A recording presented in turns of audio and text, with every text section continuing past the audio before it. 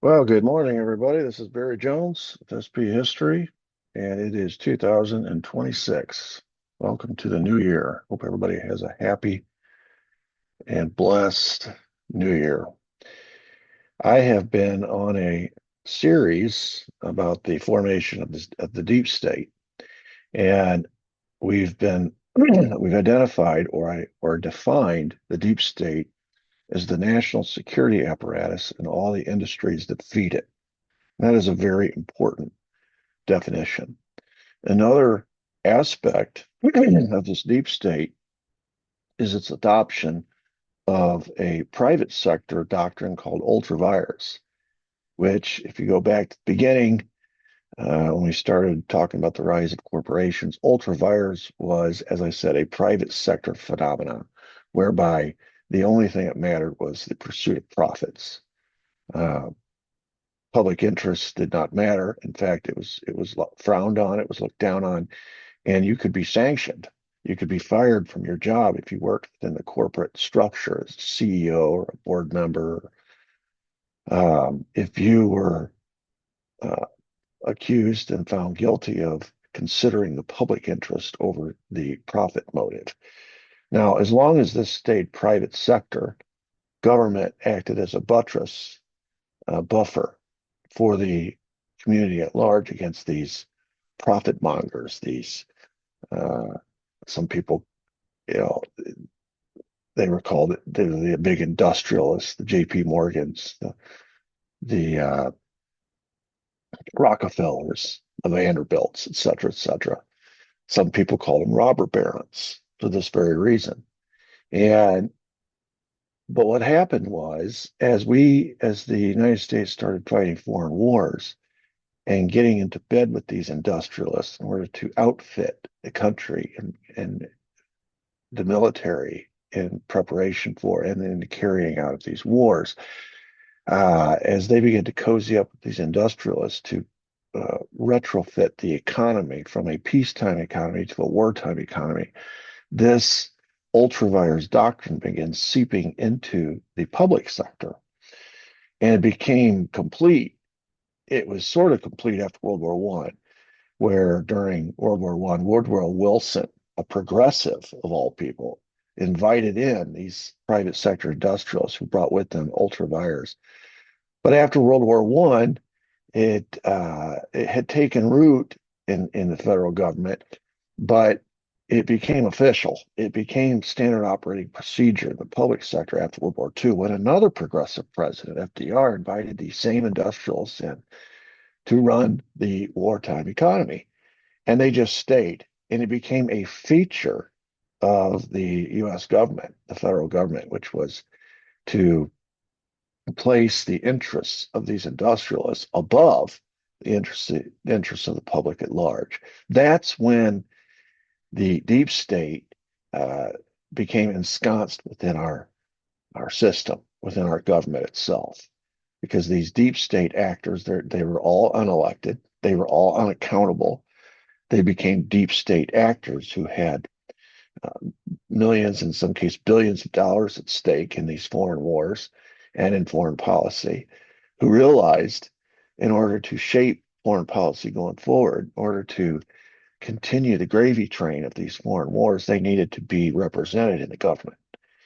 And so we talked about some of these personalities.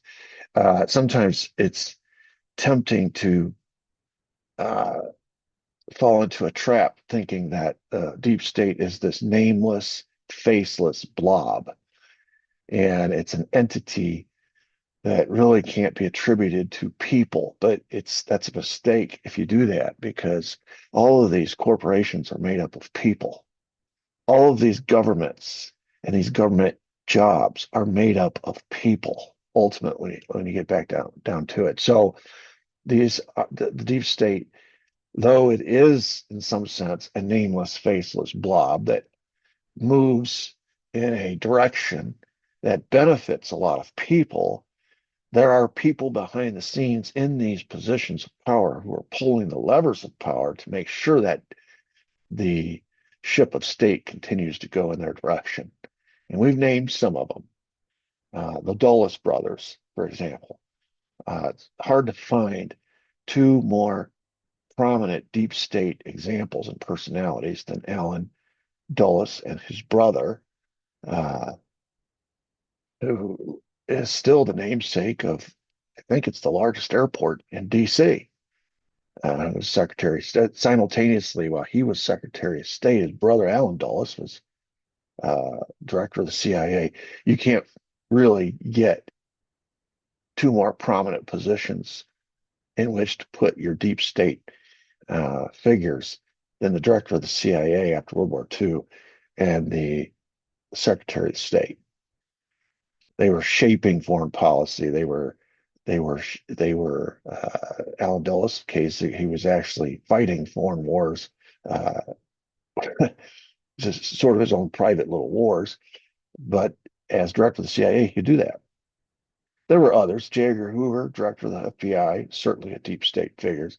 And then you start getting into some of these political leaders who are sitting in these high ranking committees in the Senate and the House. And some of them advance politically up to the vice president presidency.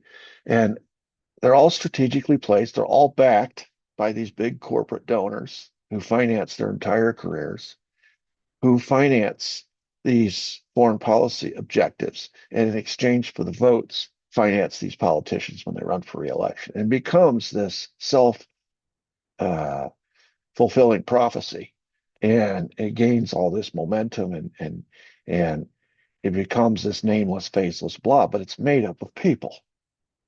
And we started in episodes 38. I think I had two episodes in the 38 cluster chapter, which talked about one of these personalities who came to represent this nameless, faceless deep state blob.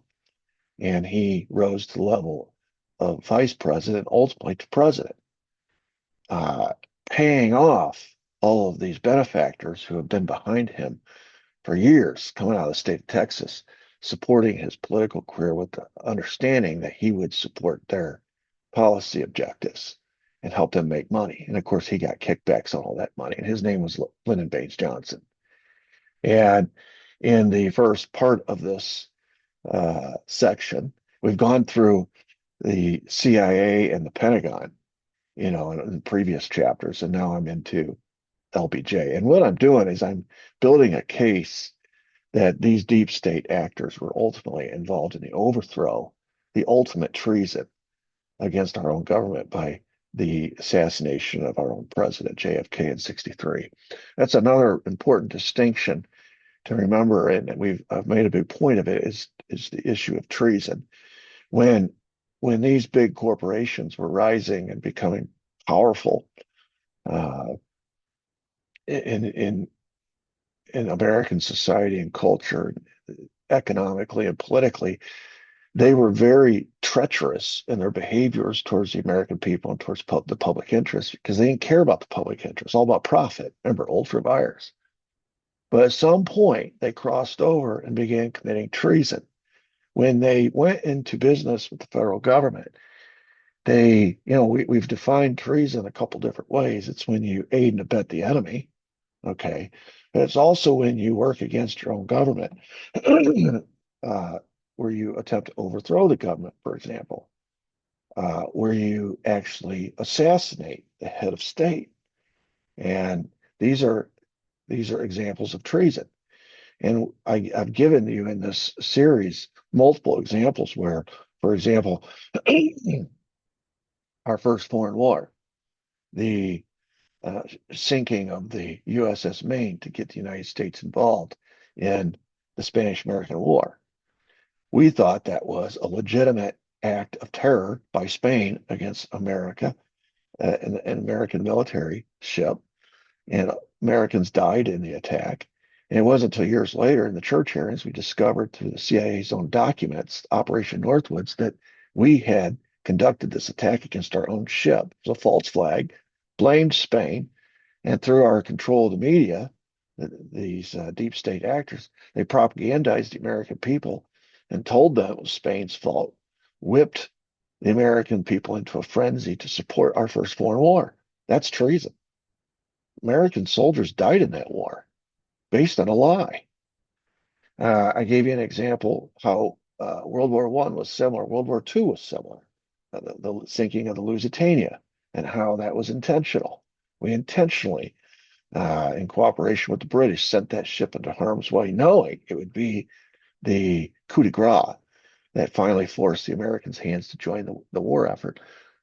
We knew in advance Pearl Harbor was going to happen. We let it happen, knowing it would be the coup de grace that would finally force our hand and get us into World War II. And in both of those cases, we were propagandized from our friends across the pond, the British, when they cut the transatlantic cable, and all information from Europe came filtered through Britain to the Americans. And of course, in cooperation with our government to literally propagandize the American people into the war. So all of the elements are there. We're committing treason now. It's not just treachery, it's treason. And then, of course, I told you the example of FDR, where there was a coup attempt to overthrow his government. It didn't succeed, but there was an attempt nonetheless. And so we're seeing, as a result of the amount of money that can be made keeping us in a perpetual state of war, that this deep state is forcing, driving this foreign policy so that when we get to the end of World War II, they realize, okay, we can't allow this cash, uh,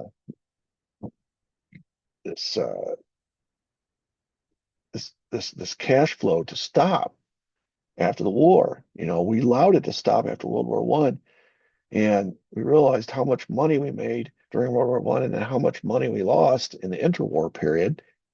And so next time we have a war of this consequence, we need to keep it going.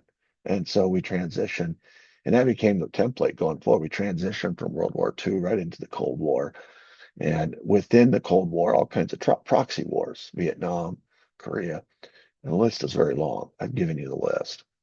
So that's the backstory to what we're discussing now, which is the deep state's commitment to keep these foreign wars going, to keep people in power that will always vote their way, and to get rid of people who become obstacles to their foreign policy objectives, to their cash flow, and to their power. And they will stop at nothing. We've already seen they'll try to overthrow uh, our own leaders. They'll get us into wars, propagandize us into wars, use false flags to get us into wars. They'll prop up their own people to run for office so that essentially by proxy they have the final say so because it's their guy that's in the White House, or it's their guy who's the Senate Majority Leader, or it's their guy who's the Speaker of the House, and or it's their guy who's running the CIA, or it's their guy who's running the State Department, or it's their guy who's running the FBI. And this enables them. This is the second part of ultra vires, which is to pursue profits at the expense of the public interest, and then to immunize yourself so you always get away with it, no matter what illegal act, unethical act, treasonous act, no matter what you do, you always get away with it because you control the power elite structure, the judges, the politicians, the law enforcement, so that all of these cases get rigged in your favor. And you always walk away unscathed. And it becomes necessary at some point, they learn, to misdirect or divert attention away from them towards patsies. So they become very adept at creating patsies. We saw that in the Spanish American War. The patsy was Spain, right? Uh, we saw that in the World War One sinking of the Lusitania. The patsy was Germany. We saw that in Pearl Harbor. The patsy was Japan. And we're going to see that over and over again as we get into the 60s and the age of assassinations. The patsies become individuals, and they all bear striking resemblance to one another. Uh, I always thought it was interesting. They always find some Southern guy with three names whom they label as a loser, right? Lee Harvey Oswald from New Orleans, lone nut loser, right? James Earl Ray uh, uh, in the assassination of Martin Luther King, third-rate loner loser from the South. Now, Sirhan didn't have 3 days, but he was alone. These patsies stand alone. They're always young men, and they stand alone, and they become convenient scapegoats because the American people have to be fed something, right, to fulfill or satisfy the bloodlust for revenge for the killing of these people. But I'm getting ahead of myself. And I want to talk about LBJ and his friends today. I've already laid the groundwork about LBJ and his background, and I want to talk about some of his friends because my father used to tell me, "You are whom you associate with," and uh, don't be surprised if you hang out with thugs. This is my dad was telling me when I was a kid. If you're going to hang out with troublemakers, don't be surprised if people think you're a troublemaker too. Uh, Guilt by association, right? And uh, and so, boy, truer words have never been spoken when it comes to LBJ. His friends are it would be a statistical anomaly. I don't think it would be. I don't know what the statistical would number would be. It would be rather infinitesimal to think about LBJ being lily white when he surrounds himself by all these crooks, with all these crooks. A good source on this, and I've got several several sources, but one right off the bat, pictured here in top left, Bar McClellan wrote a book, excuse me, Blood, Money, and Power. Subtitles How LBJ Killed JFK. Excuse me. And the reason why Bar McClellan is such an interesting source is because he was on the inside. He was one of the attorneys. One of the things LBJ figured out early on was if he and his little group of conspirators that started way back when he was a congressman out of Texas, and then continued up through his senatorial career and into the vice presidency and ultimately into the presidency, is to surround himself with a roster of attorneys because they can never testify against you because of attorney-client privilege. It's a neat trick. It's a trick that the Clintons have copied and the Bidens have copied. Other politicians have copied it because you can conspire with these people. If they're just as crooked as you are, or vice versa, you affect them or they affect you, or maybe you're just all the same, cut out of the same cloth. You can sit up in your little offices and you can conspire and conspire and conspire. And as long as it's within the confines of getting legal advice, you're talking with your attorney, it's all protected.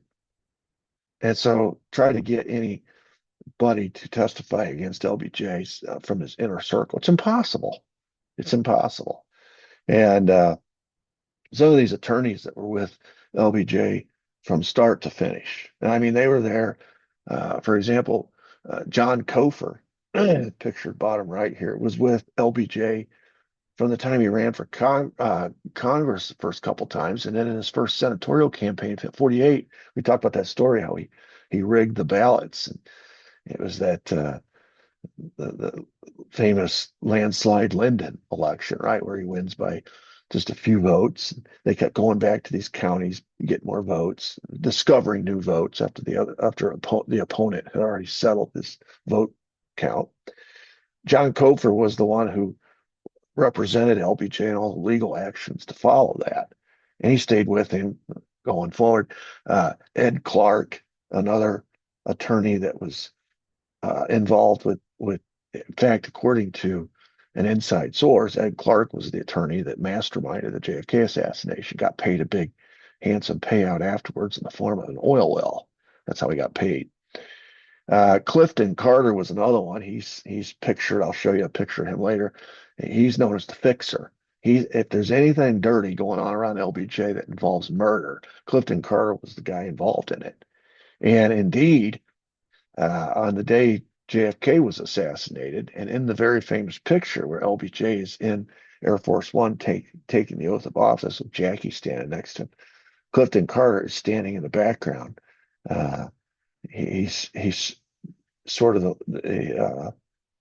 he's wherever you see Clifton Carter, something bad has happened, and you can be assured that he had his fingerprints are all over it. He's called the Fixer, and Bar McClellan was able to detail uh, how this all worked, his power structure, and where the records were kept, and who the personality these lawyers were that ran all these these rackets, starting in Texas. But then once JFK became president, they took it national, and now he can, for example, greenlight Vietnam War, and all his contractor buddies and his big oil buddies back in Texas are going to profit big time from this new war.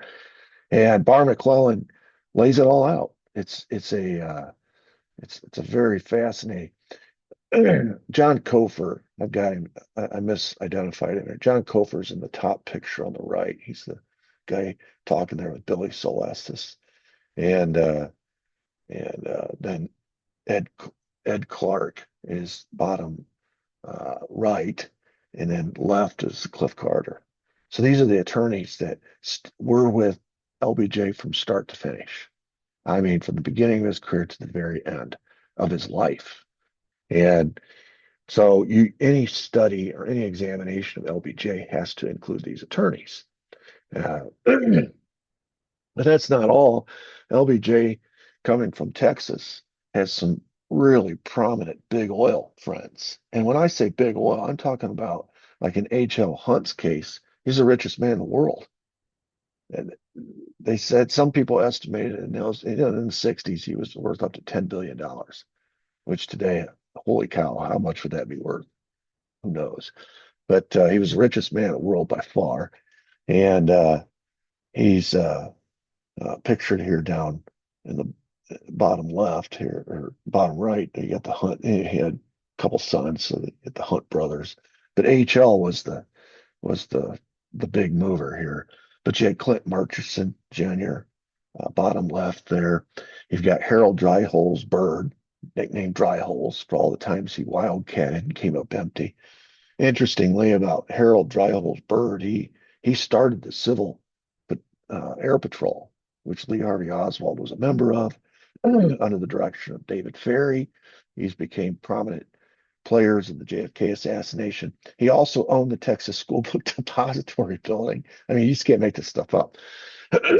From which the government said Lee Harvey Oswald fired 3 shots to kill JFK. He also hired Mac Wallace, who was LBJ's personal body hitman. Yes, I said hitman. That's what he was.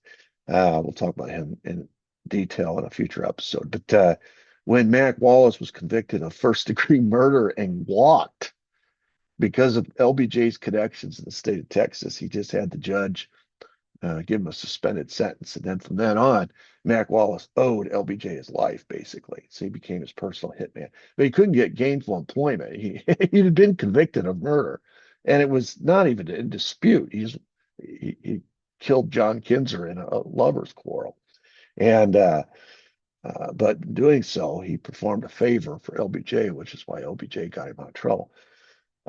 Harold Dryholes Bird hired him and gave him a job, paid him pretty handsomely as well in the aftermath of that, when no one else would touch him. So just an example there of how Harold Dryholes Bird did a favor for LBJ, because obviously he's expecting something in return down the road.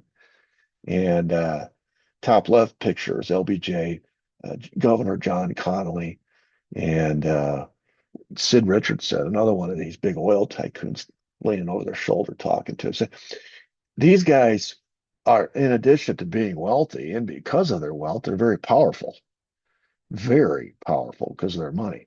I would say it'd be like having 3 or 4 Elon Musks who are in your corner.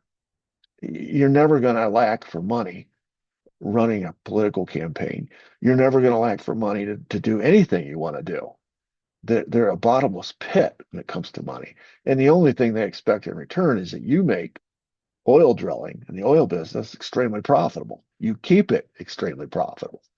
And of course, if that means a war here and there, or these big government contracts, whatever, or breaks when it comes to taxes and you know, permits, and there's a million things, right? You just make sure you take care of them and they'll take care of you. So here's another group of friends LBJ has. They're extremely powerful. Um, and here are some more. Now these are more like of the co-conspirator types. These are people that uh, end up in their own legal, in some manner, shape, form. Some of them end up in legal jeopardy themselves, having done business with LBJ. And LBJ always walked away. They got in trouble, but he didn't. Now, top left, that's a picture of Mac Wallace in his younger days, before he shot John Kinzer in cold blood, and then went on to commit uh, at least six more political murders on behalf of LBJ. And we know that because Billy Sol Estes, who was part of this inner circle of friends, and he was one of the co-conspirators who was making all kinds of money for himself and giving kickbacks to LBJ as LBJ rose to the ranks in the Senate. His name is Billy Sol Estes. He's pictured here in the glasses, the middle picture at the top. And then you have Bobby Baker on the right. Bobby Baker was actually the bag man who collected all the bribes and brought them to LBJ when he was in the Senate, later as vice president, when they would give contracts to General Dynamics for the F-111 fighter or the TFX fighter, when they would give contracts to Bell Helicopter, when they would give contracts to Brown and Root Construction. Brown and Root, pictured down here at the bottom left, George and Herman Brown, uh, they became known as the builders of the Vietnam War effort. And these are guys are all out of Texas. They're all paying these bribes to Bobby Baker.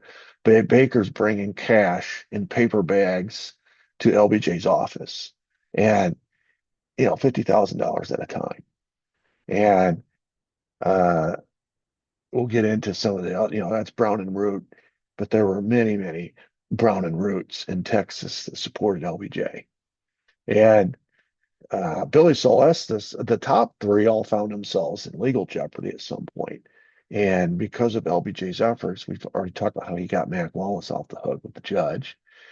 Billy Celestis, as long as LBJ is in power, Billy Celestis, he's being investigated constantly, keeps fighting, but he keeps getting off, and then eventually he gets nabbed. But of course, LBJ walks away. They were in business together, but only Billy Saul went to prison. Bobby Baker, same thing. He was being investigated in the Senate, and there was a big Bobby Baker scandal. That all went away when LBJ became president. I told you I'd show you that picture where here's LBJ in that Air Force One photo. He's just taken the oath. Jackie's no longer there. And the red circle there is Cliff Carter. That's the attorney known as the fixer.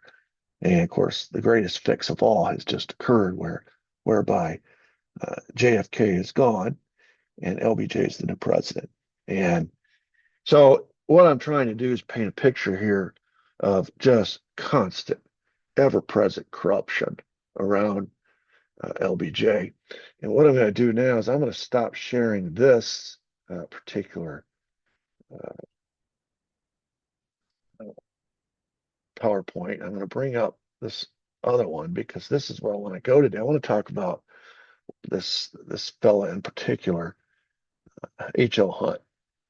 And if I can, there we go.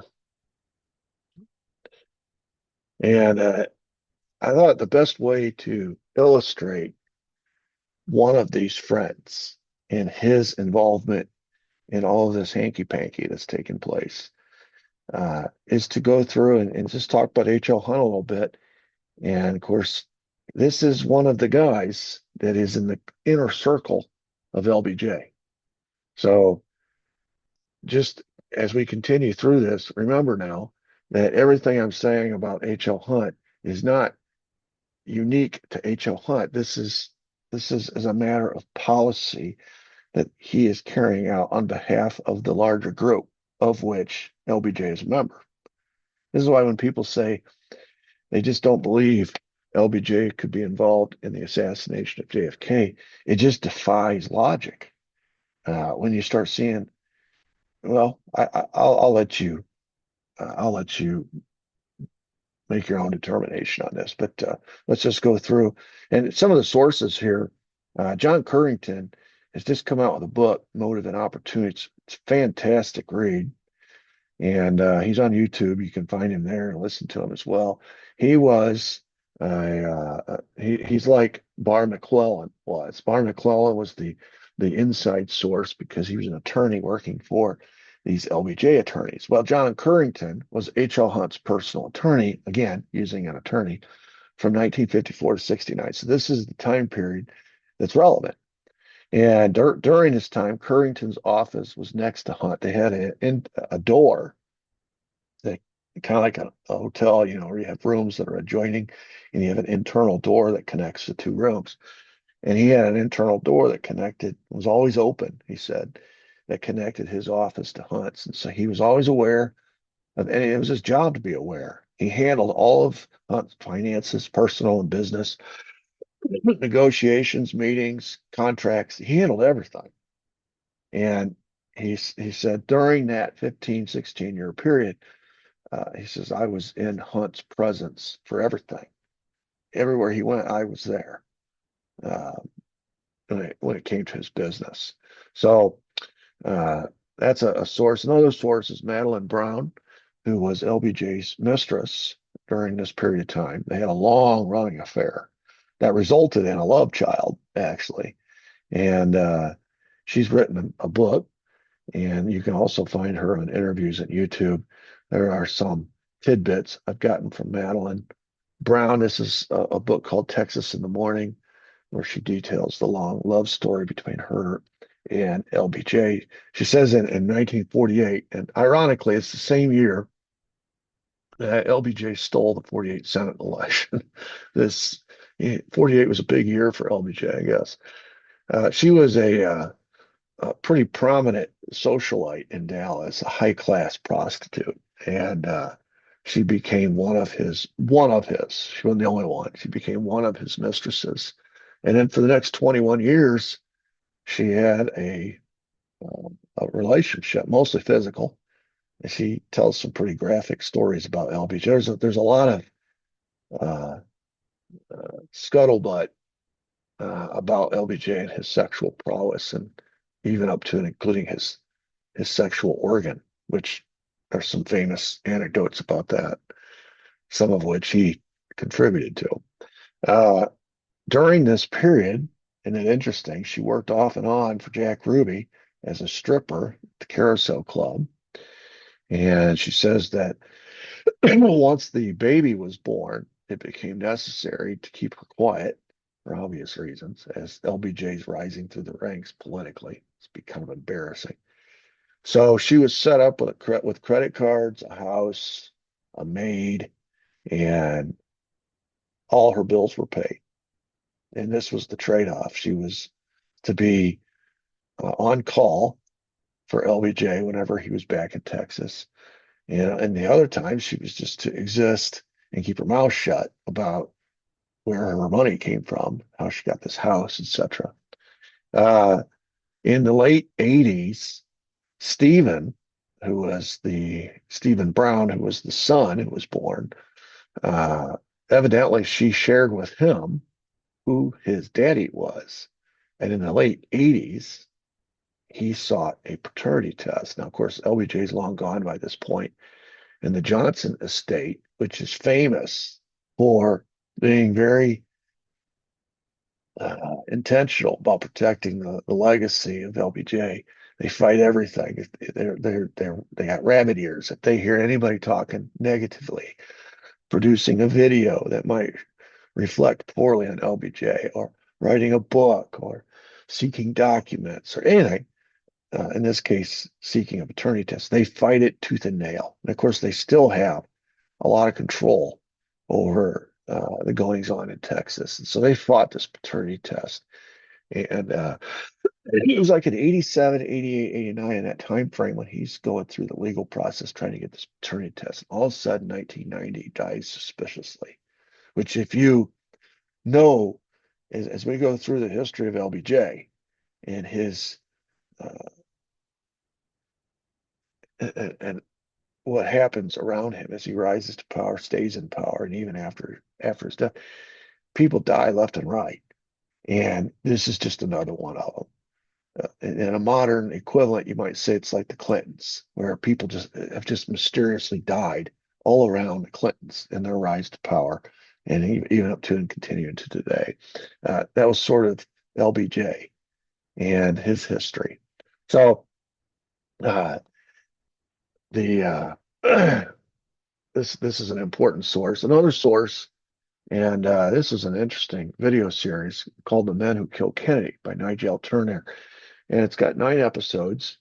And if you haven't seen it, good luck finding it. It's been banned and censored so many times. I found it on YouTube, where, believe it or not, you can find all 9 episodes. It's not very high quality anymore. It was produced back in '88.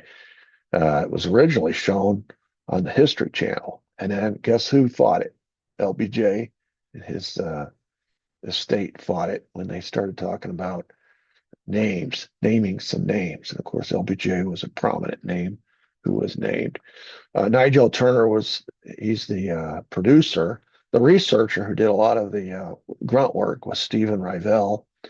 And I don't agree with everything that they conclude, but you got to admit, this was 4 years before the movie JFK, 3 or 4 years. And, you're talking about only 25 years after, it's 25 years after the JFK assassination, but here we are in 2025, it's 35 years ago. So there's been a lot in the last 35 years that has come out but this is what it takes. It takes people like Nigel Turner to come out and be the first to produce a movie series, a documentary series like this that names names and digs into the evidence and goes against the narrative. And it takes all the live bullets. But things like this, and then subsequent to that, the movie, the JFK, that's what paved the way for a lot of research that is coming out today. Somebody had to be the trailblazers, and Nigel Turner was one of these trailblazers. So you might check that out. Uh, and then here's some others. William C. Lewis and his book, The Deep State Department. Again, this is all, I hope you are understanding what I'm trying to do is connect LBJ within this larger deep state structure. Uh, he's a useful instrument. He was picked and chosen when he was young, and then he was supported all the way through. And then when he became president, he became a useful instrument of the deep state. So I guess what I'd say starting off is I don't believe LBJ was the mastermind of the JFK assassination, but he was the necessary component. He was absolutely crucial to his succeeding, which means he had to know and he had to be part of the conspiracy. As far as like planning it, arranging who was going to be, who's going to be the patsy. He didn't do that. He was just the necessary man that made it possible, and then helped him get away with it afterwards. There's that book I was telling you about, Bar McClellan. Roger Stone, it's his belief that LBJ was the mastermind. He goes a little further than I'm willing to go. And then he's written a couple books here. Actually, just one. These are 2 different versions of the same book, editions. And so you might check those books out. Those are my sources. As I mentioned, H.O. Hunt was an oil billionaire in a time when there just weren't very many billionaires. He had more companies than anybody in the world. He had more employees than anybody in the world.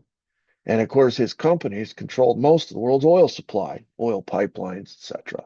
And that was, you've heard the expression liquid gold, black gold. And he was the richest man in the world in the 60s. And as such, he's a very powerful man. He's a little bit quirky. He lived in an exact replica in Dallas of George Washington's Mount Vernon. You can see it pictured here behind him. That tells you right there he's a very conservative, politically. Politically, he's very conservative. He is very politically inclined in order to copy our first president's home, and he had a healthy uh, view of himself, comparing himself to George Washington. He drove himself to work. He packed a bag lunch. As rich as he was, you can see him there pictured carrying his bag lunch and work. He had three separate families that until for a long time were not aware of each other. He had three wives. He had three sets of children. And one of his daughters wrote a book and she defended him and she said, well, he believed so strongly in his uh, own capabilities and his gene pool that he did this. He went through I can't imagine how difficult it was. So he maintained three separate families so he could have as many kids as possible to increase the gene pool, the hunt gene pool going forward. There would be a lot of hunts, a lot of little hunts running around. This is the same hunt clan that's they're still prominent down in Texas, but they've moved up to Missouri. For example, Kansas City, the football team, they own the Kansas City Chiefs, the Hunt family. I think one of the daughters, Gracie Hunt, is sort of running it now, but I guess she'd be a granddaughter, maybe. No, she's young, she's beautiful. Um, so he had this healthy belief that, hey, I'm this is sort of the in the power elite structure, this isn't unusual. They were social Darwinists. They believed that there was the elites. God created them different. They were better, and that all the riffraff, the rabble, were expendable, and they existed to support, provide for, and work for the elites, and that there's a hierarchy, just like in the animal kingdom, there's a hierarchy, right? They believe there was a social hierarchy, a cultural hierarchy, an economic hierarchy, an intelligence hierarchy. I guess the hierarchy, pertained to just about everything, anything that's measurable, right? And that they were at the top of this hierarchy and everybody else was beneath them. And so, in order to perpetuate, create more of the uh, the elites, I guess you could, in his view, you just have three families and you procreate as much as you can with each family. So that's what he did. So he's a little quirky. This is another picture of Mount Vernon here. He was politically very conservative, virulently anti-communist, big business guy, obviously, and extremely right wing, which isn't just a person. He wasn't just something he kept to himself. He supported causes. He was very fiscally conservative. Um, this source Currington tells the story of he had people that worked for him that were you know they were hired by him to run a lot of his big oil companies, his big businesses, and as such, they spent a lot of his money, and he trusted them to do it. But just as a way to show how fiscally conservative he was, like I said, he bagged his own lunch. But he also, in one particular anecdote, he his wristwatch broke, and he actually it was a pocket knife, and he wanted to replace his pocket knife. And his attorney Currington says, "Well, I'll go down to the store and I'll get you a new pocket knife." And he says, "No, no, no, no. We'll go together." And he said they spent 3 hours. You got to figure how valuable a guy like H.L. Hunt his time was, and to spend 3 hours at a jewelry store looking at different pocket watches until he found just the right one at the right price. And Currington said it was like a $20 uh, pocket knife, but they spent 3 hours looking for it. He was just cheap. Some people might call him cheap, but you know, obviously he was willing to spend millions and millions of dollars to Wildcat, drill for oil, with really no guarantee that you're gonna strike the oil. So he's kind of a hybrid of a gambling man, but also fiscally conservative. He's very socially conservative. Notwithstanding his personal life, where he had three families, some people would say, well, how conservative is that? Well, in other ways, he was extremely socially conservative. He didn't like the direction the country was going in the 60s, all the hippies, and he hated the Kennedys. He thought they represented this youthful, uh, liberal direction the country was going. And he was anti-Martin Luther King, the same reasons. So and these are things that are well documented. He didn't keep it to himself. Uh, he had, for example, a program that was his program. It was called Lifeline. It was a 15-minute a day radio program. And sometimes he was on it, sometimes they had other people on it, but it was a very conservative right-wing program. And it dealt with political issues, economic issues, moral and ethical issues, cultural and social, very pro-family. And it was a 15-minute radio program. It was broadcast pretty much nationwide on 600 different stations, like syndicated. And so everyone in America who cared to listen was getting a dose on a daily basis of H.L. Hunt and his views on all things, politics, economics, social, cultural, everything. And uh, he annually promoted this show at the Texas State Fair. He would hire these pretty girls and they would pass out lifeline literature and pamphlets. Uh, a little note here, Jack Ruby, when he was arrested, had one of these lifeline brochures in his jacket pocket. So uh, you see the reach that he had. And that in and of itself connected him and the assassin of the accused assassin of JFK. So you're talking about a guy who was not afraid and had the means to spread his beliefs nationwide. He had a very strict, narrow view of how things should be, and he was unafraid to share that with people. And in 1960, when he thought he might be, he was a very big supporter of LBJ, and we're going to see that here in a minute. I'm going to go back and show you the connection there. But in 1960, when LBJ runs for president and the Democrats are fighting it out, they go to LA for their convention, and it hasn't been decided yet. So Hunt went to LA to meet with Joe Kennedy, try to hammer out a deal. And what he wanted was his man to be the top of the ticket. And of course, what Joe wanted was his son to be top of the ticket. And in a battle between Joe Kennedy and H.L. Hunt, Joe Kennedy won. Now we know Joe Kennedy had in his back pocket all of the organized crime figures on his side. He had already, in advance of the convention, uh, negotiated a deal with Sam Giancana out of Chicago, who then uh, put out the word to Carlos Marcello down in New Orleans, to Santos Trafficante down in Florida, to the five families in New York, even up to and including the Teamsters Union, which the organized crime and Teamsters were kind of like two heads of the same coin. So that meant Jimmy Hoffa. He got them all on board before the convention, so that when Joe Kennedy is negotiating with Hunt, Hunt discovers for the first time, probably in his life, that he has been outfoxed. He has been out leveraged in advance. And he wasn't happy about it.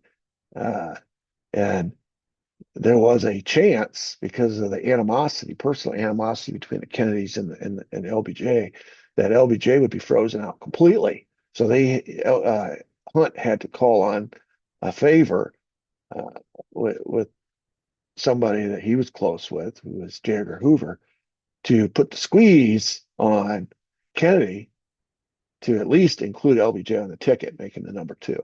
And of course, that involved photos, very compromising photos and information that J. Edgar Hoover had, that he promised to keep quiet as long as LBJ was on the ticket. So Joe Kennedy used leverage to get his son on the top of the ticket. H.L. Hunt used his leverage through J. Edgar Hoover to get his man, LBJ, as the number two man on the ticket, with eyes on eventually becoming the number one. And according to Madeline Brown, who, remember, was a high class call girl, and she traveled in these circles. She knew Hunt very well. She said that when the convention was over and everybody returned home to Dallas, Hunt told her as they were walking into work one day, quote, "We may have lost a battle, but we're going to win the war." And she sort of forgot about that until 3 years later, when after the assassination, she ran into Hunt again, and Hunt reminded her of his previous comment, telling her this time, quote, "We just won the war." Interesting little anecdote there. All right, this is where Hunt and LBJ's connections become uh, apparent.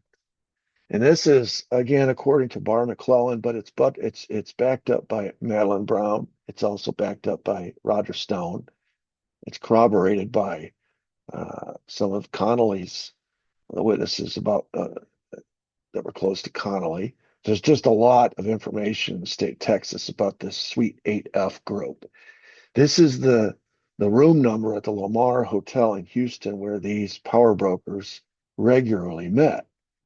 They were called the Great White Fathers of Texas. These are the elites, the power elites. These are the economic and political power elites, not just in Texas, um, but nationally as well. Most of them are out of Texas.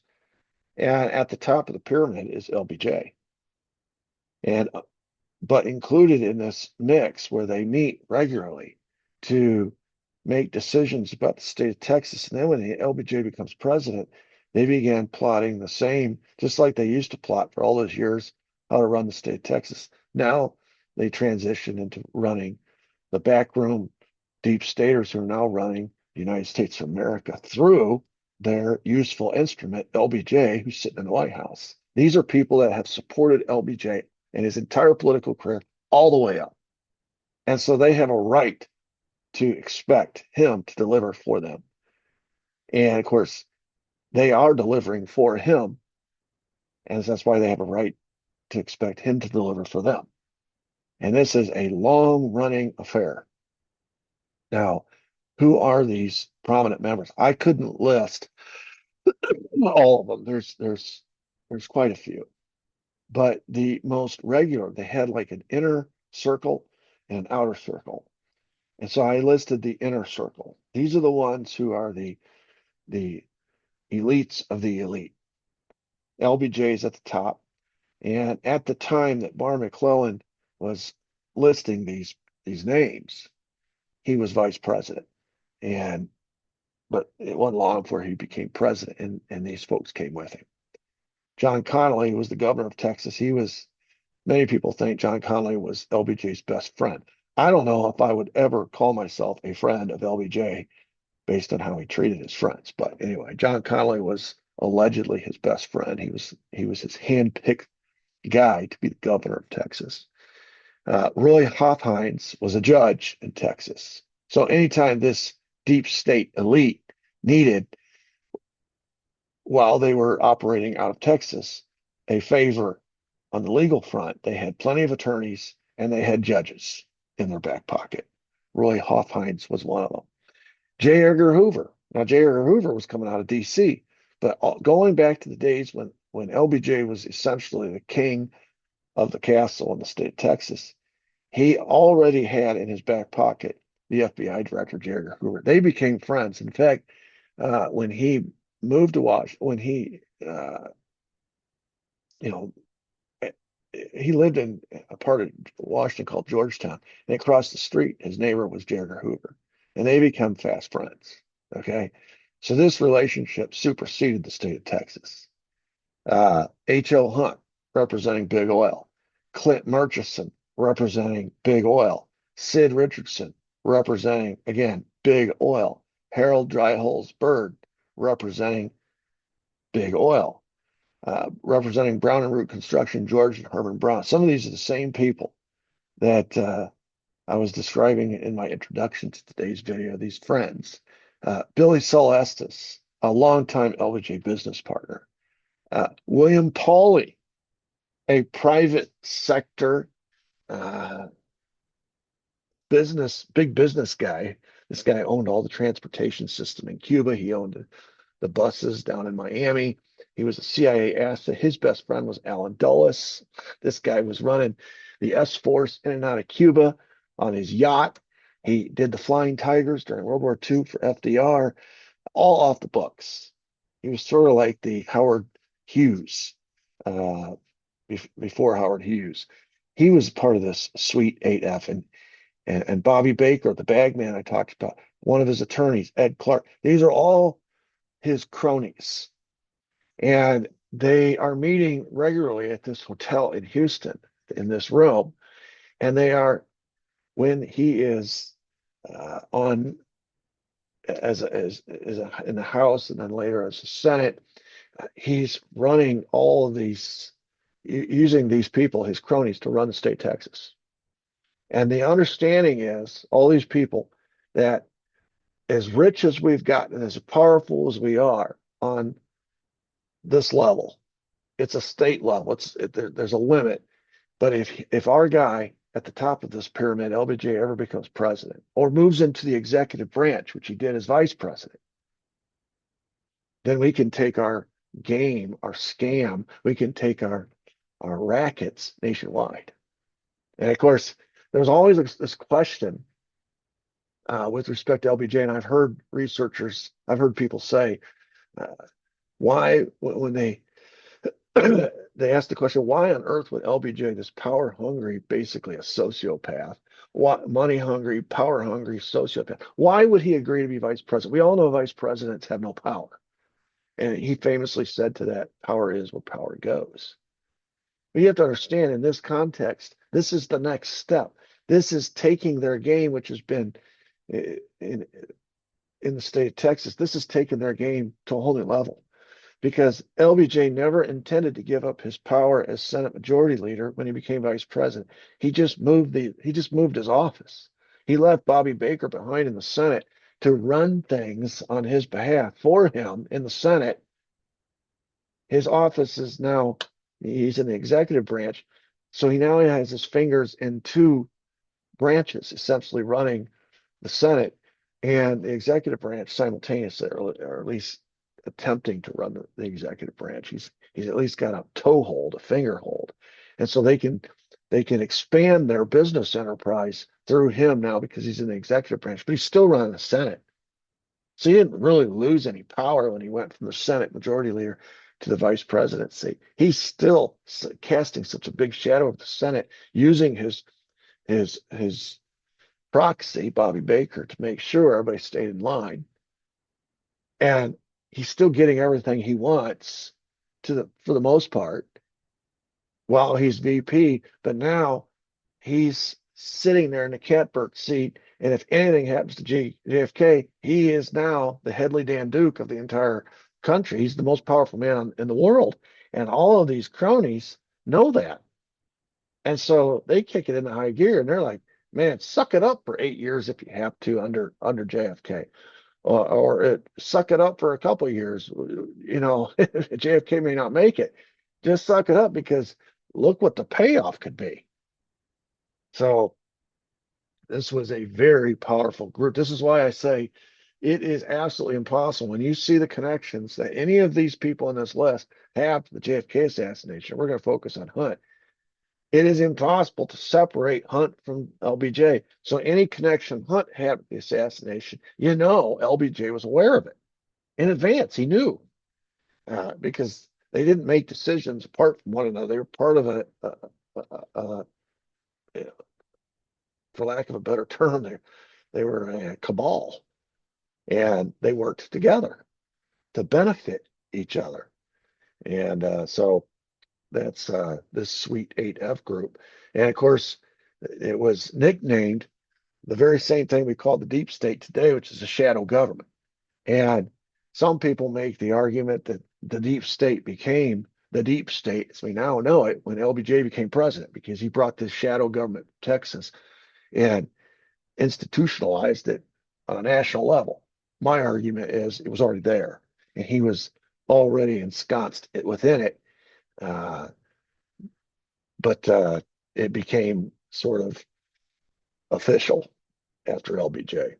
I think it became official after FDR. But anyway, now specifically this Sweet AF group, just leaving out Vietnam and all the social issues with respect to African Americans and the civil rights movement, all these other issues that they obviously had a bone to pick with JFK. They're from a personal business standpoint, they were very upset with him because Kennedy was trying to cut earnings from foreign oil investments uh, from 30 to 15%. In other words, he was going to tax them. He was also trying to eliminate this oil depletion allowance, which stated that the first 27.5% of your oil that you drill for is tax free. That's to encourage wildcatters to go out in this risky uh, entrepreneurial spirit and continue drilling for oil, even though they might not strike oil. So the perk was you got your first 27.5% oil tax free. Well, Kennedy's looking at the profits that these oil men are making, and he's saying that was good for a time. It's no longer necessary. These guys are billionaires. The richest man in the world is coming out of Texas. So he wanted to get rid of the oil depletion allowance, cut their foreign oil investment earnings from 30 to 15%, which would involve more taxes. And this alone, they had done estimates, would cost these Texas oil men about $300 million a year. It was going to be a very expensive uh, business loss for them. And it was because of Kennedy. And of course, Kennedy was a strong, the thinking was LBJ would give him the Johnson treatment and he would back down, but he wouldn't. He didn't. In fact, Kennedy proved Johnson's equal when it came to standing up for things. And he not only stood up to Johnson, he was standing up as we speak of this in real in real time terms. He was not only standing up to Johnson, he was standing up to the entire national security structure, the CIA, the Pentagon. The CIA is trying to goad him into a war with Cuba. The Pentagon wants a war with Vietnam.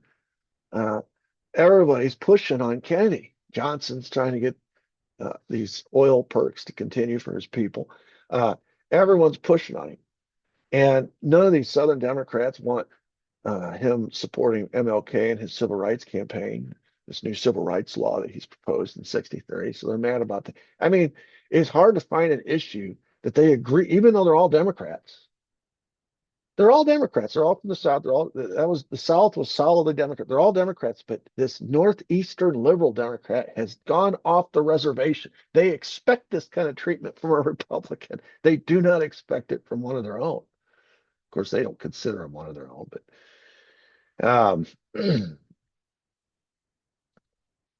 so let me pull these up. Okay. So this big oil group specifically that we're focusing on that was operating out of Dallas, Texas, as part of this larger Suite 8F group was, as I mentioned before, Hunt, Murchison, Richardson, Byrd, and there were others. These are the prominent ones. This is a picture of Byrd on a big game hunt, probably in Africa somewhere. They've caught this lion. And I've already told you some of his connections. He owned the Texas School Book Depository, bought it in the 30s. He started the Civil Air Patrol. He's the guy that hired Malcolm Wallace when he couldn't get a job. So this guy Byrd, you know, he's a prominent player in this whole thing. So back to Hunt. In 1964, there was fixing to be a World's Fair. It was going to be hosted in New York City. And we've already talked about how Hunt had this Lifeline program that it was on 600 stations nationwide, and he would promote it in the state of Texas at the Texas State Fair right there in Dallas. If you've ever been to Dallas, right off 30, I think it's the Highway 35, 35 or 30, I don't remember. You see the Cotton Bowl right there, and there's the old state fairgrounds and stuff. And he would have his pretty little girls run around handing out those brochures. He decides, I'm going to take it big time. I'm going to promote my Lifeline show at the World's Fair. So he goes and he meets with Robert Moses, who's the head of the World Fair in '63, and he says he works out a deal with this guy. And Moses had a reputation, and he was proud of this reputation. In fact, he told Hunt, "quote The reason they put me in charge of this fairs because I'm the quote meanest, orneriest son of a bitch you'll ever meet. I always get my way. So here you have two pretty headstrong people. It reminds me of that meeting at the 60 convention between Joe Kennedy and Hunt. Well, here's Hunt meeting with this Robert Moses, and he wants to strike a deal with Moses so he can promote his Lifeline program. So Moses, like Joe Kennedy, gets the better of Hunt by allowing him to spend almost $2 million purchasing all this promotional stuff for his Lifeline program, exhibits, rides, all this stuff that Moses says, okay, in order to be included in this World's Fair, here's the cost. Here's what you gotta provide. You gotta help pay for some of these rides and some of these exhibits, etc. And Hunt just figures it's the cost of doing business. I'll do this. And he was so, according to Currington, he was so enthused about this idea of promoting this radio program on a world stage that he actually bought a house in New York and a special car. And he had staff move there so that he could go back and forth and meet with Robert Moses and go back and forth between the World's Fair when the time came. And this became his home office, so to speak, for that time period when they were preparing for the World's Fair. And everything was going according to plan. At least he thought it was. And all of a sudden, in the summer of 63, so he met with him in the early part of 63. And so he does this all the way through the summer of 63. We get to the late summer, and Moses calls a meeting with Hunt, and he tells Hunt right in front of Currington, he says, and no one talks to Hunt this way, but Moses did. He said, quote, you know what? Black people don't like you. Jewish people don't like you. The president doesn't like you, and I don't like you. Get out of my World's Fair. And he kicked Hunt out. Hunt is furious. So in the car as they're leaving, he tells Currington to call LBJ. This is another evidence of just how connected the two are. He says, get LBJ on the phone. Get my guy who's number two on the phone. And LBJ listens and he says, I've already heard. I already knew this was going to happen because this is coming from higher up. And he says, I can't do anything about it. This is coming straight from the president. He knows that you support me. He knows about this Lifeline program, which has been attacking him personally and his brother personally for 3 years, attacking all of these liberal causes for three, just been really. And it's kind of like how the Democrat Party now sees Elon Musk, right? They hate Elon Musk because they know he supports the other side. Well, this is Kennedy basically sticking his finger in Hunt's face, saying, and telling Moses, using Moses as his useful instrument to screw Hunt. And of course, Hunt knows. He knows where this is coming from. So on their return to Dallas, Hunt turned to Currington and he says, I've had a belly full of these Kennedy boys. They got to go. And within 3 months, JFK was assassinated. Where? In Hunt's hometown, Dallas. And within 5 years, RFK was assassinated in LA. You said, well, that's circumstantial. Well, let me give you some evidence here. Within days of their return to Dallas, Currington is ordered by Hunt to arrange delivery of cash to Chicago, $70,000 worth of cash to Chicago. And he says, I don't want you to deliver it personally. I want a third party to make this delivery, which was, it caught Currington's attention because that's not how business was done. Currington handled all of Hunt's business and financial transactions, and he did it personally. That's how Hunt wanted it done. But in this case, he said, I want you through a third party to deliver this money to Chicago. This is within days. Now, we'll come back to that. Okay, that's significant going forward. The day before the assassination, Now understand this happened at the right at the end of the summer of 63. So you're talking about August.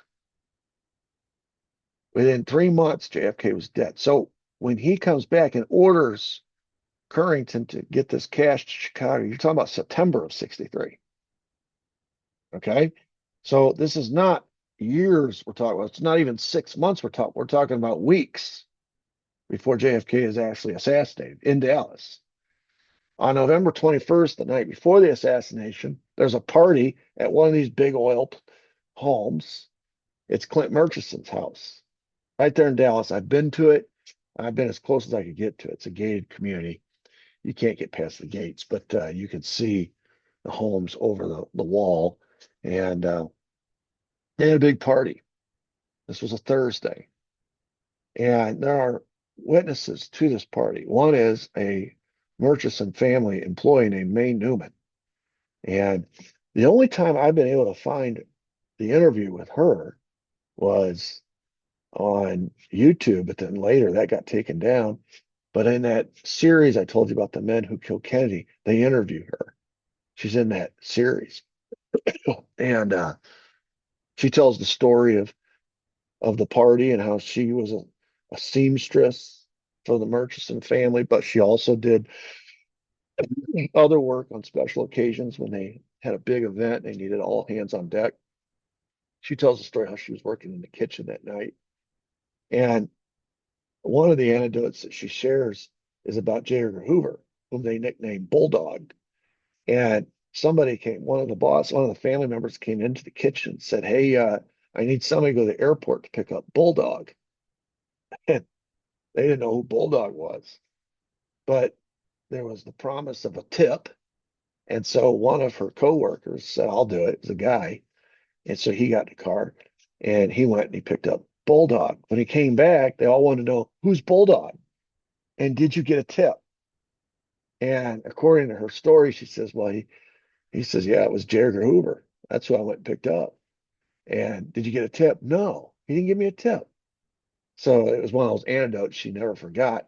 But she was very thorough in her recollection of this party, that it did occur. There's been a lot of people that said it didn't happen. May Newman said it did happen. She says, I was there, I worked it. And I know one of the people that was there. His name was Bulldog. It turns out it was J. Edgar Hoover. Madeline Brown was also there. She's that high class call girl. She's LBJ's mistress. And she didn't know LBJ was going to be there. She was just there because she was in all of these kind of soirees and these events. She was always invited to these things. So she's there and she tells the story. This is something you can find on YouTube. It's also in her book. She said it must have been about 11 o'clock. The party was breaking up at that time. And it shocked everyone, including herself, that LBJ came in. So it's kind of like at the tail end of the party. And she said they all went into this conference room. And we'll talk about who they all was in just a second. She said when they emerged from the private meeting, we all kind of hung around waiting for them to come out. When they came out, LBJ grabbed my arm, she said, and spoke into her ear, saying, quote, after tomorrow, these Kennedy sons of bitches will never embarrass me again. That's not a threat, that's a promise. And she said he repeated the same threat to her twice that night. And then the next morning called her on the phone and said it again. So 3 times total. And of course, the next day was the day JFK was killed. According to Madeline Brown, LBJ came in at 11. John Connolly was at this meeting. J. Edgar Hoover, as we said, was Bulldog, was there. Richard Nixon was there, ostensibly on a Pepsi. He was there on a Pepsi junket, but he was also at the party that night. Carlos Marcello, mob boss in New Orleans, was there. Joe Savella, mob boss of Dallas, was there. His name's going to come into play here in a minute. Cliff Carter, LBJ lawyer and the fixer, was there. John McCloy was there, another lawyer, financier. Charles Cabal, formerly of the CIA, he's the guy JFK fired after Bay of Pigs, was there. His brother was there, Earl Cabell, the mayor of Dallas. H.L. Hunt and John Currington were there. They always went everywhere together. So this is Madeline Brown saying this, but it's backed up and corroborated by Currington in his book. Clint Murchison was there. That's his house. George Brown from Brown and Root was there. Jack Ruby was there. Mac Wallace, LBJ's hitman, was there. The guy whose fingerprint was found in the Texas School Book Depository sniper's nest. Clint Peoples, Texas Ranger, was there. Bill Decker, Dallas County Sheriff, was there. I mean, it's a who's who list.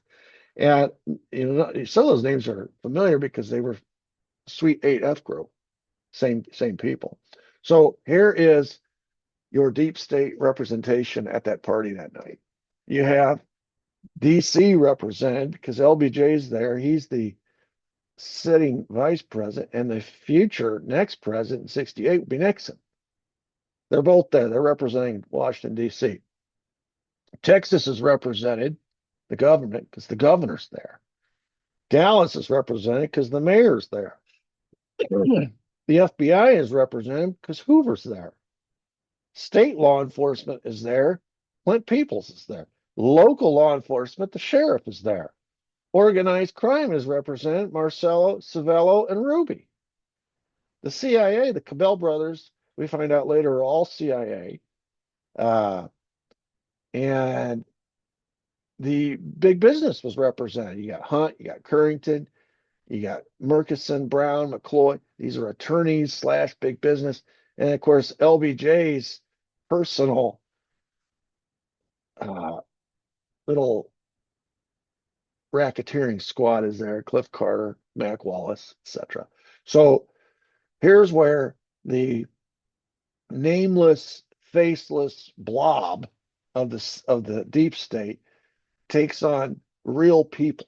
You see who the real people are behind the scenes that represent this nameless, faceless blob. They're no longer a nameless, faceless blob. They're real people. And they're all meeting. They go into this separate room. They come out, and the first thing LBJ tells Madeline Brown is a threat to Kennedy. And he repeats it. The next morning, he calls her and repeats it again. And that's the day LBJ dies, or JFK dies. According to Madeline Brown, after the assassination, she remembered what LBJ had told her that she interpreted as a threat. JFK dies, and so she confronts LBJ later. She says, I asked him, quote, Lyndon, you've got to tell me, you've got to talk to me. Were you involved with Kennedy's death? And she said that he said, quote, you know the people that I know, the oil people and the CIA, they did it. Now, I've been building a case that the deep state is not past committing treason, aiding and abetting the enemy, overthrowing our own government, killing our own president. I've been building this case that it was this deep state that killed the president. And I'm trying to identify who these players are. And here in his own words, he's identifying them for us. The oil people, H.L. Hunt, which is his benefactors. They're the folks that have supported him. And they met, all these people met in Dallas the night before the assassination. They're all in the same meeting. And LBJ comes out and tells Madeline Brown, makes a threat against the president's life right then and there. And the next day he dies. All right. So what happens on that next day? Hunt and Currington are in their office looking down on the motorcade as it proceeds on the Dallas streets beneath them. And they're watching high from their office windows.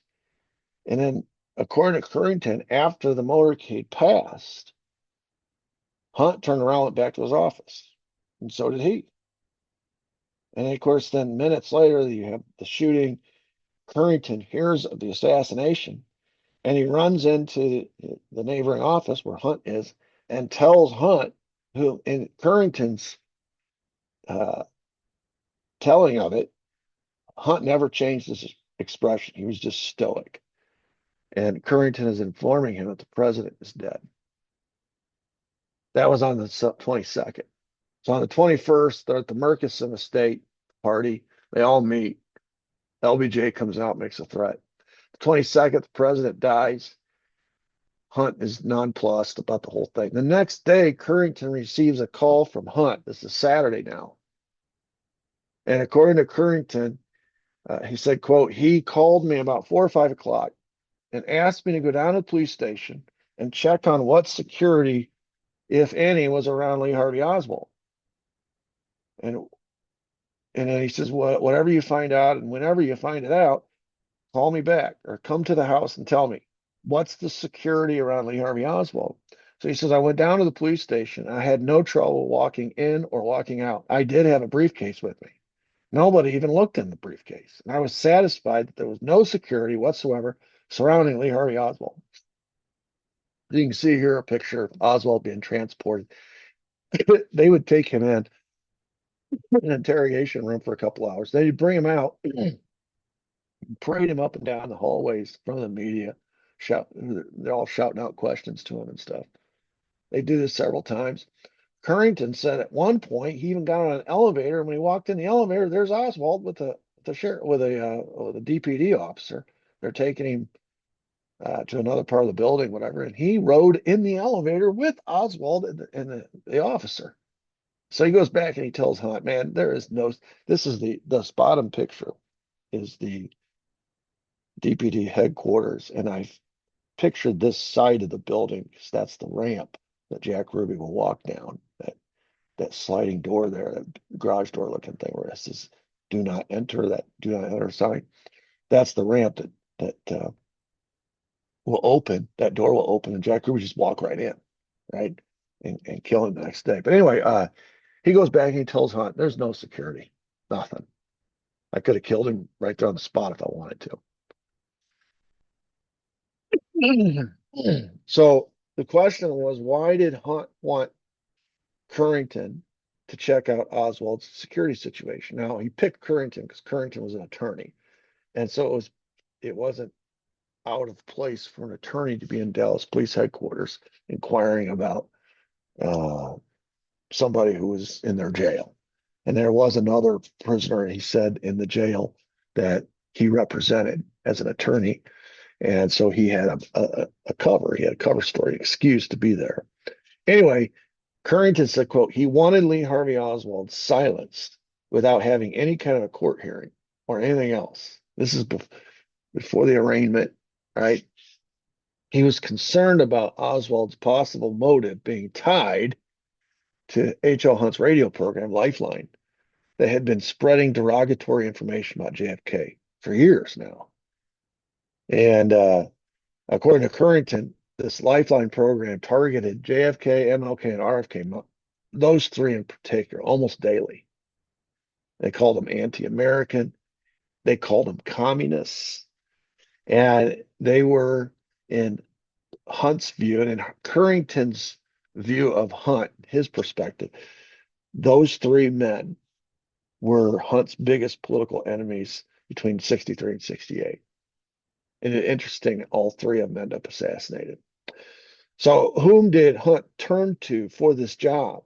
According to Currington, he says, after I went up to Mr. Hunt's house, he said, quote, I want you to get a hold of Joe Savella, who was the Dallas mob boss, and have him here early Sunday morning, as early as he can get here.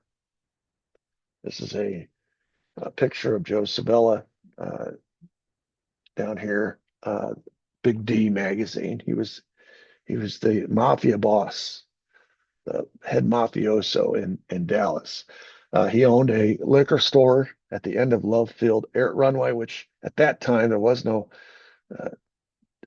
Dallas Fort Worth DFW airport. It was Love Field was made. It was a pretty small airport, but that was the airport. And Joe Savella owned a liquor store at the end of that runway, and it was a front. They really weren't interested in selling liquor. It was where they laundered all of their other racketeering ventures. They laundered all that cash through this liquor store. And it also served as one of his offices. And that's where Hunt and Currington often would go to meet with Savella.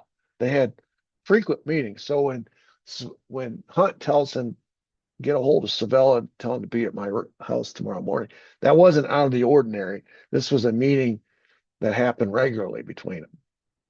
And so, in fact, Currington was pretty uh, detailed about some of what some of those meetings were about. He said the topic for several of these meetings was about, and this was something that Hunt was inquiring. You know, he looked at Savella as an expert in this field, so he went to Savella with a question about how to create a kill squad. And Savella told him, "Oh, it's easy. You don't give it all to one team. You can divide it into three teams. You have Team A, and this is a group of people who decides who to target. Team B uh, now decides how to target that person, that individual, and Team C actually kills the target. You compartmentalize the jobs so that no one person knows everything." And he was present. Currington was present for this meeting where Savella is laying it out how to create a kill squad. He was also there when Hunt sought Savella's advice or expertise on how to commit murder without it being traced back to him. And according to Currington, Savella's advice was you have to either kill the killer or you have to make whatever arrangements are necessary to have the killer either plead guilty or confess to the crime. If you can, if you kill the killer, dead men tell no tales, right? If you can get the killer to plead guilty or confess to the crime, uh, and he said, you know, confession is ideal if you can get him to confess, uh, or even plead guilty, either one. In the eyes of the public, once that is out of the bag and once that is sort of the narrative, even if he changes his mind later, everyone will believe what he said first. And interestingly, as we go forward, you're going to see that Hunt was connected not just to the assassination of JFK, but also MLK and RFK, his three greatest enemies, whom his radio show bashed unmercifully, continuously. Uh, he's connected to all three of their assassinations. And when you consider the advice that he was given by Joe Savella and then what happened in all three of these cases, it lines up perfectly. The alleged killer, for example, in the JFK assassination, Oswald, was killed before he could talk. Joe Savella said, kill the killer. That's what happened. The alleged killer in the Martin Luther King assassination was conned into pleading guilty by his own attorney. He said, you can appeal it later, but just plead guilty. Otherwise, they're going to put you in the electric chair. And according to Currington, $125,000 cash of Hunt money went to the attorney to convince his client to plead guilty. And that was James Earl Ray. And of course, remember now, this fellow has said, if you can make whatever arrangements are necessary to have the killer plead guilty, you can get away with the murder without being traced back to you. And then the third piece of advice was, if you can get him to confess to the crime. Well, in the RFK assassination, $40,000 of Hunt money, according to Currington, went to the attorney to con his client into confessing, Sirhan. And so here you see specific advice by Joe Savella on how to get away with a murder without it being traced back to you. And in the three most high-profile assassinations of the 60s, all of which happened to three political opponents of Hunt, cash money went to the attorneys in two of those three cases. And of course, we've already learned that $70,000 of Hunt cash went to Chicago. And Currington doesn't know what that money specifically went to or to whom it went to, just that it went to, and it was through a third party, just like it's going to be arranged in LA for the RFK deal. And it appears that $70,000 of Hunt cash went to pay off the Chicago crime family, who is connected to the Dallas crime family. It was Ruby who was sent down to Dallas to open nightclubs on behalf of the Chicago crime family. And it was a Chicago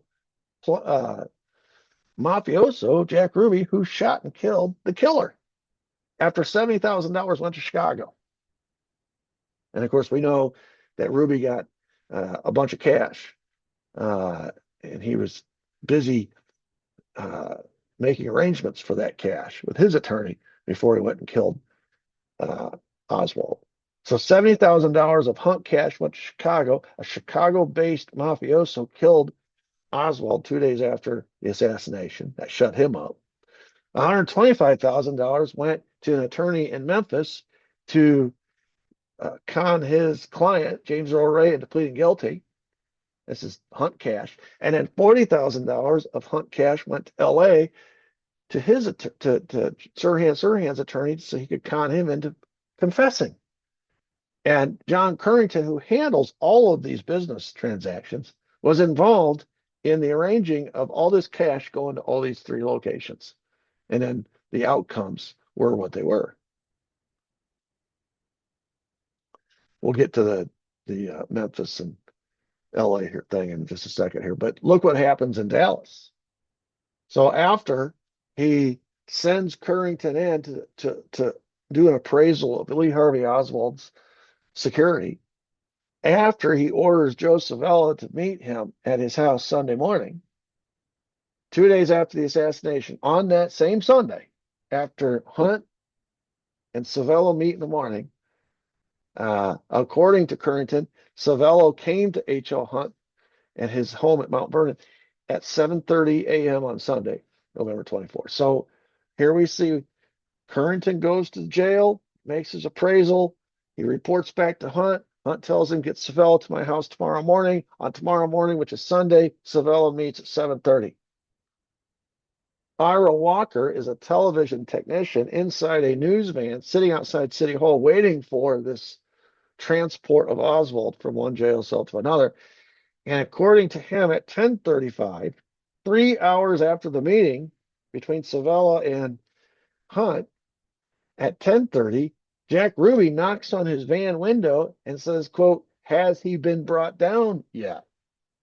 So we now know 3 hours after the mafia meets with Hunt and they're trying to, here's this mafia guy, Ruby, down at DPD headquarters, and he's clearly waiting for Oswald. So here you have a case where Hunt tells Currington, go down, check out his security, comes back, security is not there. All right, get me Savello. And as a result of the Hunt, Currington, Savello, you now have Ruby in the scene. You have Ruby on the scene waiting for Oswald. And of course, at 11:17, Ruby walks down the alley, passes through a crowd, down the ramp, into the police station garage. You had all these cops. It's all on national television. Walks right up to him at 11:21. He shoots Oswald. And at 1:07, Oswald is declared dead. Remember now, Savella told Hunt, you want to get away with it? Nothing gets traced back to you. Kill the killer. And so Hunt sends his mafioso down, check out security, or he sends his attorney down to check out security that he arranged through Savello, the Dallas mob, to give the assignment to Ruby, who's connected to Chicago. That's where the $70,000 cash went from Hunt to Chicago just a couple weeks earlier. And now Ruby kills Oswald. Kill the killer. All right. How about what happens next? 2 Saturdays later. So that was November 23rd was the Saturday. So 2 Saturdays later, this is about 2 weeks after the assassination, Hunt tells Currington, and this is kind of an unusual, this is why Currington remembers this, because Saturday's not your normal work day. But evidently in the Hunt orbit, people worked on weekends. And so he tells Currington, send everybody in the building home. Now they had two big buildings downtown, and they were connected by an elevated walkway. And normally he said that elevated walkway, it was an internal hallway, but it was elevated. There were doors, and they were always open, and you could go back and forth from building A to building B. And they had like 2 or 3 floors of both high-rise buildings, were all owned by Hunt. He says, I want you to go into building A for lack of a better word. We'll just describe it that way. And tell everybody to go home. Send them home. And then go down into the lobby of building A. And if anybody comes into work late, stragglers, just send them or turn around, send them home. I want building A. I want it empty. And so that's what he did. He goes in, he starts sending everybody home. He goes down to the lobby. He sends all the stragglers home.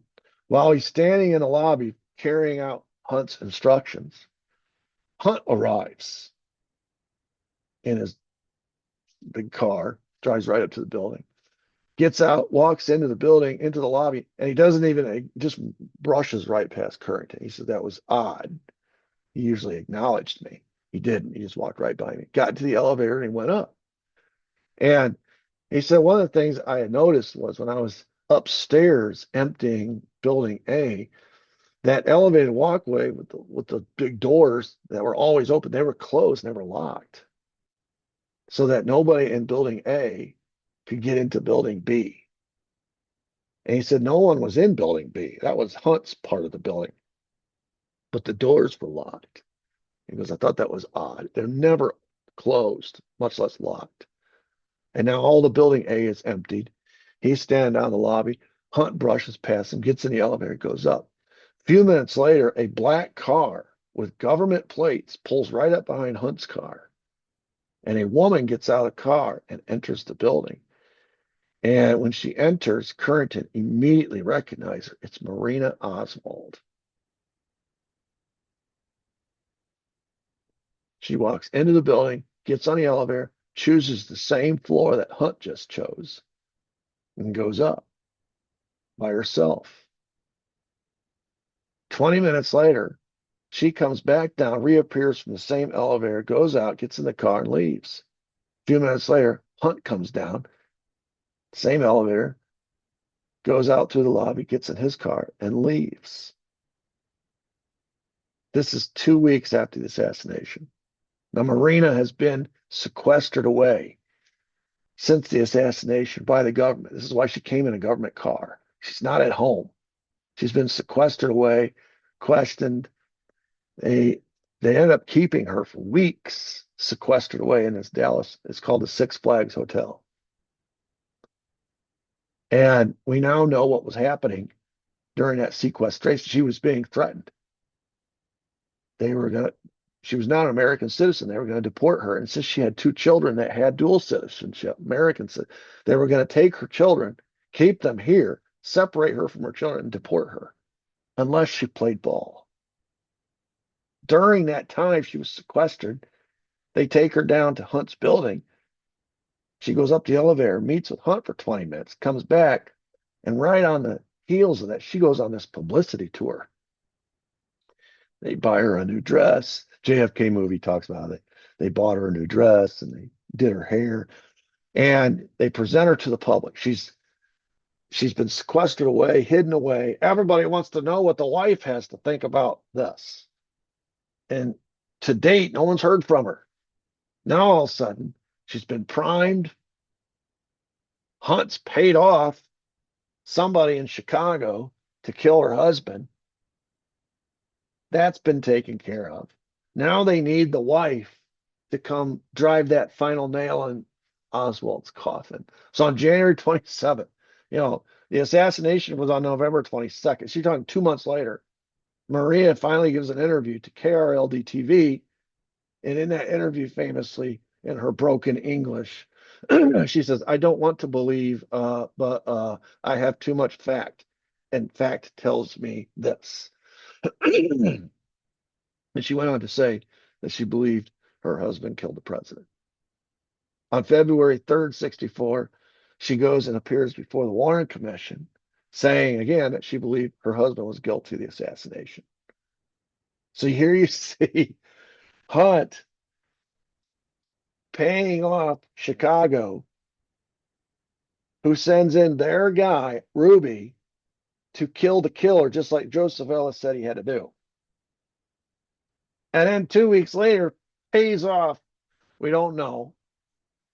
Currington didn't have any information about a payoff to Marina. But this is how Hunt operates. But he knows Marina was there. She's in custody of the FBI, and they bring her to Huntsville. Why would they bring her to Huntsville? What purpose?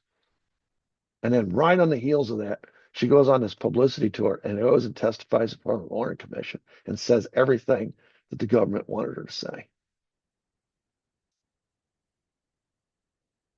You know, I don't believe in coincidences anymore. So when I see stuff like this, I put two and two together and I get four. Do I have a document that says this is what happened? No. But use your common sense. I mean, come on.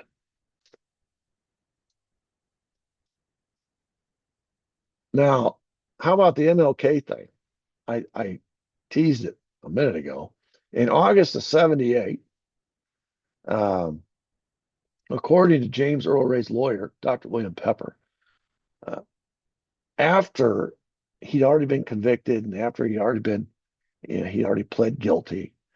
And remember now, his attorney had said, you can appeal this and get a second trial. So he's in the process of trying to get a second trial, which he never got. And this new lawyer, William Pepper, this is not the same lawyer that sold him out. This is a lawyer that's fighting for him, legitimately fighting for him. And he said that Ray always denied, quote, vigorously that he'd shot MLK and said the only reason he pled guilty is because he was under enormous pressure from his then lawyer, Percy Foreman, who insisted the state was going to execute him if he didn't plead guilty and take a 99-year sentence.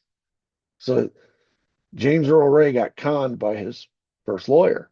And he said that Percy Foreman told him, quote, he was not in good health and could not give me a good defense.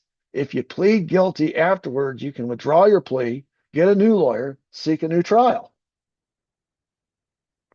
And Ray bought this. He says Ray even produced a handwritten note from Foreman to his new lawyer, William Pepper, indicating that he, Foreman, would give Ray $500 to your brother Jerry to pay a retainer fee for that new lawyer when you're ready to do it. In other words, he's saying, listen, you need to plead guilty or the state's going to execute you. I'm not in good health. I can't give you the kind of defense that you need. Here's $500 to your new lawyer. When you decide you want to appeal this or get a second trial, this will help pay a retainer for your new lawyer and you can get a second trial. But to avoid execution, he presented it in such a way that this is the way to save your life. And Ray accepted that, and then he realized he'd been duped. Now, how does this involve Hunt? According to Currington, he hand-delivered a briefcase that had been given to him by Hunt with $125,000 cash in it. And he says, go to Memphis and give this to Percy Foreman and tell him here are, quote, 125,000 reasons why James Earl Ray should plead guilty to the shooting of MLK. And he said when he told Percy Foreman that, Foreman replied, quote, just leave your briefcase and I'll look your reasons over. And he left. And the very next day, Ray agreed to plead guilty, silencing any further testimony from him about Hunt and any connection the assassination of MLK had to Hunt's Lifeline radio program, which he was afraid that these assassinations would be traced back to him. Not specifically that he ordered them, but that his radio program influenced people to go do this. And so he goes to Savella and he says, how do I keep these murders from being traced back to me? And Savella says, A, kill the killer. So he sends $70,000 to Chicago. Chicago uses one of their own, Ruby, to kill the killer, Oswald. Voila, no trial. Fast forward to Memphis. Remember, the second piece of advice from Savala was use whatever means is necessary to get the guy to confess or plead guilty. So he sends $125,000 cash to James Earl Ray's attorney through Currington. And Currington says that Percy Foreman then convinced or conned his client, James Earl Ray, into pleading guilty. And this removes any connection between the JFK assassination and his Lifeline program, or the MLK assassination and his Lifeline program. And now two of his biggest enemies are dead and gone. That brings us to LA and RFK. Now, there is no dispute in the fact that Sirhan fired at RFK. He was in the kitchen. There's all kinds of witnesses. But he didn't hit him. None of his bullets hit him. He got tackled. Bullets are spraying around everywhere. The autopsy said that RFK was killed by a gun that shot at such close range behind his right ear that it left powder burns on his scalp, on his head, neck area. Anyway, Sirhan, after having been witnessed firing at RFK, then confessed at his trial to killing him. He says, quote, "I killed Robert Kennedy willfully, premeditatively, with 20 years of malice aforethought," which is an interesting throw-in because that means he's such a young guy. He was only 24. 20 years of malice, meaning at age 4, he decided he was going to start. He hated RFK. Now, this confession came just days after he pled in open court in front of scores of witnesses. He pled with the judge to allow him to fire his attorney due to poor performance. Sirhan wanted a new attorney, and the judge denied it. So it looks like an open and shut case. There's 77 witnesses who saw Sirhan, or who supported the government story in some shape and size. Not all 77 saw him firing, but there was a bunch that saw him firing. And then on top of that, he confessed. At the advice of his attorney, whom he pled with the judge to let him fire because he says he's not representing me right. So where does Hunt come into this? Well, according to Currington, as the campaign was moving along in that summer of '68, Hunt was afraid. In '63, his three greatest enemies were JFK, RFK, and MLK. JFK was taken care of in '63, but in '68, RFK and MLK were still alive. And he was worried that RFK was going to win and that he was going to choose as his running mate MLK. And he was like, good God, you know. So he ordered Currington to get inside the RFK campaign, specifically in California, and spy on it. So Currington, in his telling of it, says he hired an informant named Wendell Lyles Jr. to spy on the RFK campaign in California. So obviously, Hunt is extremely concerned about RFK winning in '68. A few weeks before the assassination, he said he and Hunt flew to California and stayed in, voila, the Ambassador Hotel, the same hotel where RFK was assassinated. Now, they'd been there before, but they never went to the Ambassador. They always had a regular hotel they stayed in downtown. But this time they stayed in the Ambassador. They only stayed there one night. And there was a meeting, and Hunt met with a business. That's what he told Currington. He met with a business contact. And Currington was not invited to the meeting.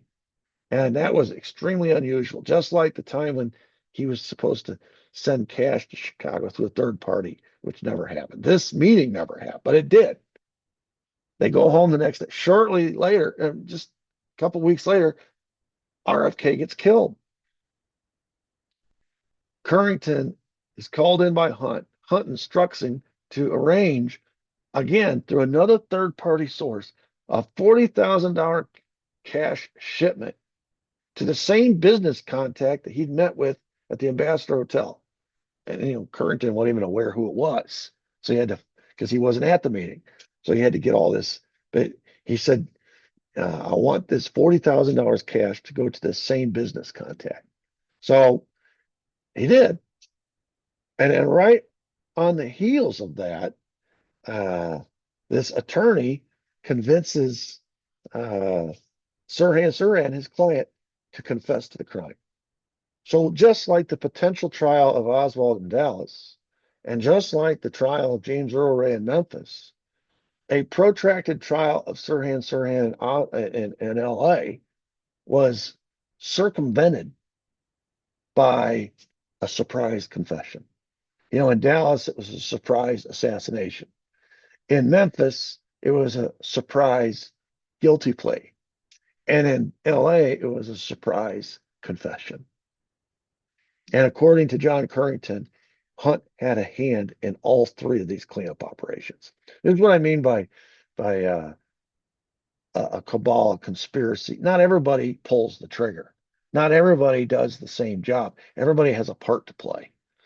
Hunt's role in this, uh, his particular, and this goes back to his role in the Suite 8F group and in the uh, protracted career elevation of LBJ. He was one of the money, he was the richest man in the world.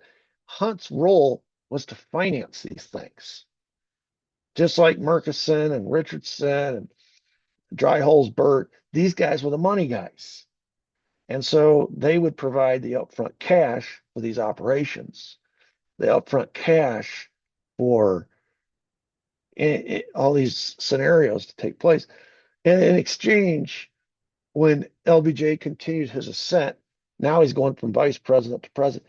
He's going to enact foreign policy or policy, domestic or foreign, that benefits his benefactor, guys like H.O. Hunt.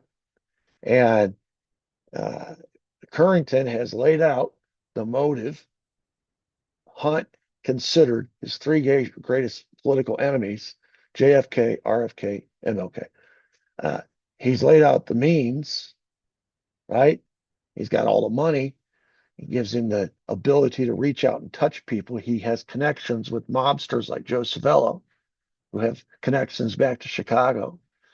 Uh, his money is the greatest means. And of course, that gives him opportunity because everyone responds to cash payoffs.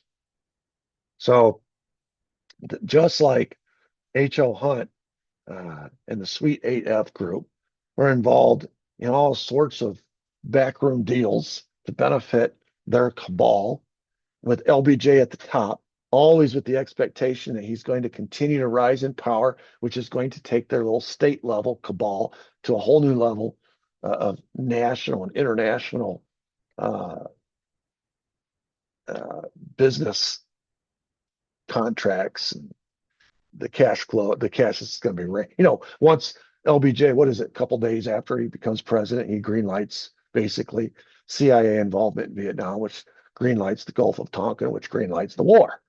And who benefited more from the war than LBJ's cronies? Nobody.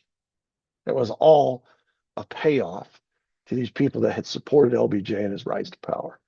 So to say that LBJ had no role in the assassination of JFK is to say that he had no knowledge of it in advance, and because his knowledge gave him a role. Because the expectation was, as president, now you're going to immunize us all from any culpability afterwards. You're going to greenlight all the foreign policy and domestic policies that we want so that we benefit from a removal of this president. And now you're in that seat and you're going to, that's a role. That's a role. He may not have pulled the trigger, but he had a and you're going to create this commission that's going to cover it up. My God. I mean, so, and H.O. Hunt is just one of these guys. Okay, I could go through Murchison, I could go through Richardson, I could go through Harold Drylesburg, I could go through Brown and Root Construction, I could go through all these different people, these lawyers. I just wanted to give you an example of somebody who was in LBJ's orbit, part of the Suite 8F group, that met the night before to make the final plans. And we know that they're making the final plans because he came out and he basically threatened his life, JFK's life, when he talked to Madeline Brown. And then the next day, that's exactly what happened. So they're all working together in this cabal. And that gives a face to this nameless, faceless uh, blob that we call the deep state.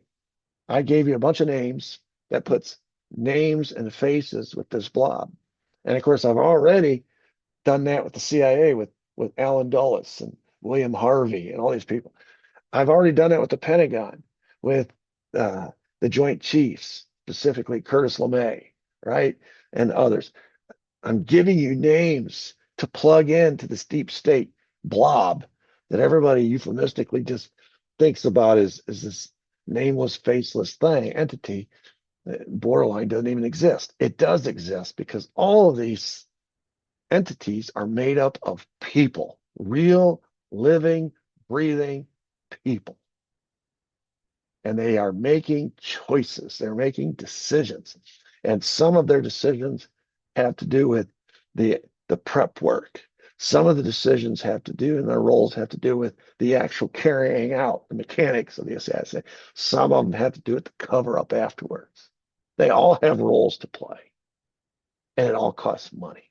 And it takes somebody like H.L. Hunt, who has that money and agrees politically with the cabal, has the means, and has the opportunity to carry it out. Okay, we'll continue with the LBJ part of this story with episode 40 later, but this was episode 39. Until the next time, God bless.